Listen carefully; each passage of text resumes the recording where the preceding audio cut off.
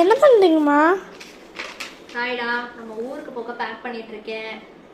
ட்ரெஸ்லாம் back பண்ணும்ல, back பண்ணிட்டு இருக்கேன். அப்படியே 2 கால் வந்தது, ஆர்டர்ஸ்க்காக பேசி ஆர்டர் எடுத்துட்டு இருக்கேன்.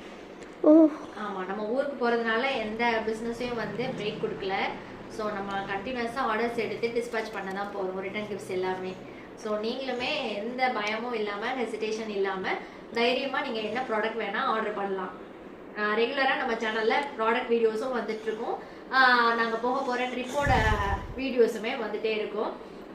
2 months தான் போகிறோம் அப்படிங்கிறனால எந்த பொருளை எடுத்துகிட்டு போகிறது, எதை விட்டுட்டு போகிறது அப்படின்னே பெரிய கன்ஃபியூஷனாக இருக்குது. ஏன்னா நிறைய ட்ரெஸ் இருக்குது, இதெல்லாம் இவ்வளவும் வேணுமா அப்படின்னு வேறு யோசனையாக இருக்குது.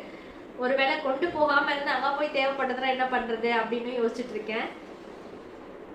ஸோ பேகெல்லாம் எடுத்து வச்சுருக்கேன். கொஞ்சம் மளிகை ஜாமான்லாம், உளுந்தம் பருப்பு, மற்ற பருப்பு ஐட்டம்ஸ்லாம் எடுத்து வச்சாச்சு. ஹோம்மேட் மசாலாஸ்லாம் பேக் பண்ணி வச்சுருக்கேன். ஸோ அதெல்லாம் இன்னும் பேக் பண்ணணும். கொஞ்சம் ட்ரெஸ்ஸஸ் வந்து குட்டீஸ்க்காக டெய்லி யூஸ் ட்ரெஸ்ஸஸ் வந்து வாங்கணும். ஸோ அதெல்லாம் பேக் பண்ணிகிட்ருக்கேன். இதெல்லாம் வந்து பார்த்திங்கன்னா குட்டீஸ்க்கு ஹேண்ட் லக்கேஜ் எடுத்துகிட்டு போகிறதுக்காக. அதுலேயுமே ஒரு செட்டு எப்போவுமே சேஃப்டிக்காக கையில் வச்சுருப்போம். ஏன்னா இதெல்லாம் லக்கேஜில் போயிடும். சேஃப்டிக்கு எப்போவுமே வந்து கையில் ஒரு செட்டு ட்ரெஸ் இருக்கணும். இப் சப்போஸ் தண்ணி இன்னி கொட்டிருச்சுன்னா கண்டிப்பாக ஃப்ளைட்டில் ட்ராவல் பண்ணவே முடியாது. ஏன்னா ரொம்ப சில்லுன்னு இருக்கும் ஃப்ளைட்டில். ஸோ அதோட ட்ராவல் பண்ணுறது கஷ்டம். ஸோ மாற்றிக்கலாம் அப்படின்னு சொல்லிட்டு குட்டீஸ்க்கு எனக்கு எல்லாருக்குமே ஒரு செட்டு கையில் வச்சுருப்பேன்.